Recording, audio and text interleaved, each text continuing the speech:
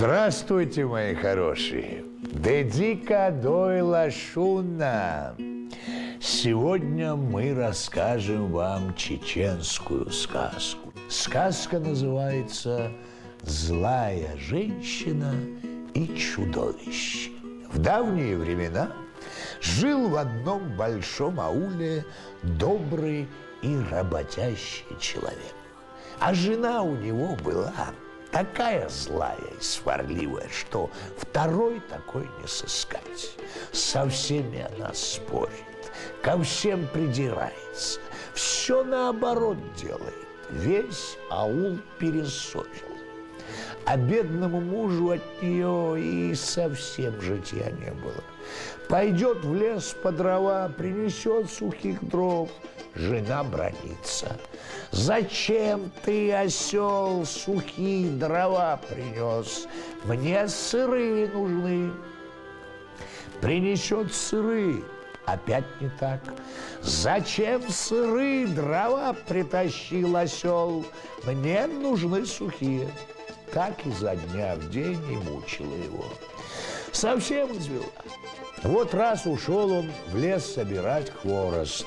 Оглянулся он кругом и вдруг увидел невдалеке яму. Заглянул человек в яму, дна не видно, такая глубокая яма. Хоть бы в эту яму провалилась бы ругательница злая, подумал он. И мне, и всему аулу легче бы стало. Вернулся он домой и говорит: какую глубокую я яму нашел. А жена в ответ: врешь, никакой ямы ты не видел. А муж будто не слышит. В этой яме, говорит, много золота. Приготовь мне мешки и веревки. Я завтра пойду, золото достану. Нет, кричит жена, не пущу тебя. Всем известно, какой ты осел. Ты мало принесешь. Нет уж, лучше я все золото из ямы достану. Пришли они в лес, к яме. Муж стал обвязываться веревками, будто хочет в яму спуститься. Сейчас, говорит, в яму спущусь, а ты на краю сиди, крепче веревку держи. А жена, как всегда, в спор. Очень мне это нужно, обмотай меня веревкой, да спусти в яму, сама буду золото в мешки насыпать. А бедному человеку только того и надо. Обмотал он злую женщину веревкой, стал спускать в яму, да и выпустил веревку из рук.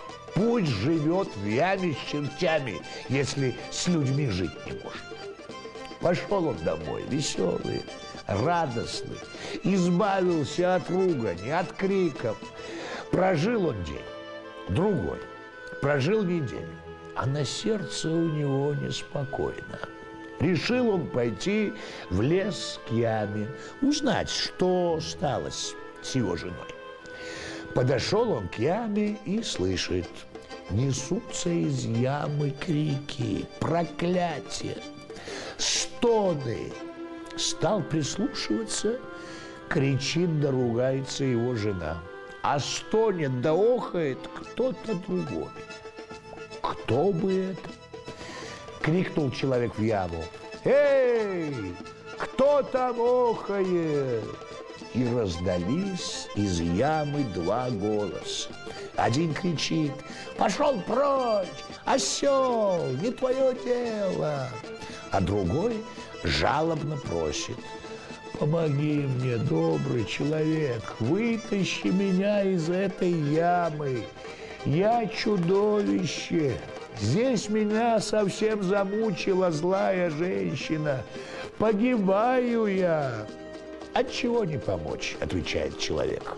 «Помогу тебе, спасу, только дай клятву, что не обидишь меня».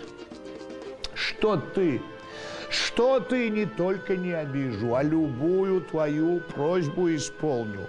Все, что прикажешь, для тебя сделаю, только вытащи скорее». Жалился человек над чудовищем, спустил в яму длинную толстую веревку и вытащил его из ямы. Легло оно на траву, никак отдышаться не может. Было, я, говорит, во много раз больше. Да злая женщина так меня мучила, что сморщилась я, исхудала, во много раз уменьшилась. Как еще живо осталось, не знаю.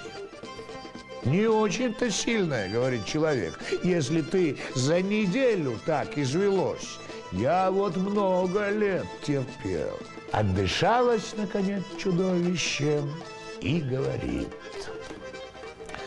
ну, добрый человек, прощай и запомни, выполню 3 твои просьбы.